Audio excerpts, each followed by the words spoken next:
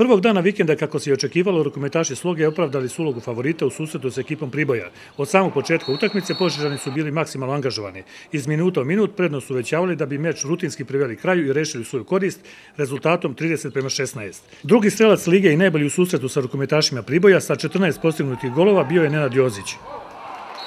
Nijedna, pre svega, utakmica nije sigurna, nije dobijena pre 60. minuta.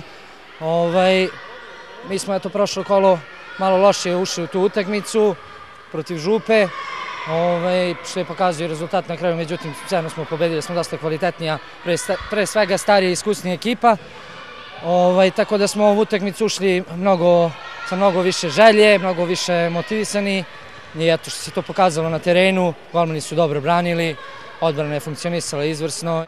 I drugog dana vikenda Požežani su bili na visini zadatka. Ovoga puta, također pred svojim navijačima, rukometaši Sloge slavili su u duelu sa kruševačkim Knez Lazarom rezultatom 50:35.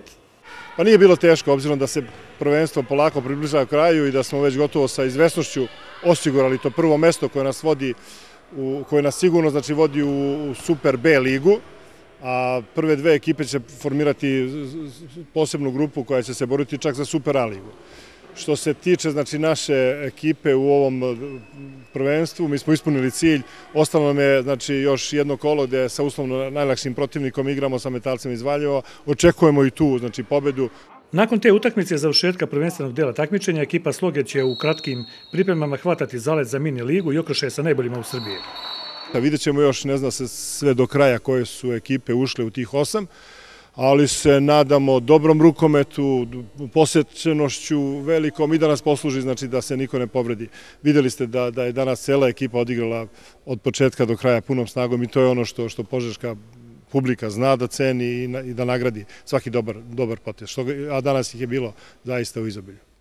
U rukometnom klubu Sloga veruju da će dobrih poteza i novih pobjeda biti i u duelima sa najjačim timovima u državi.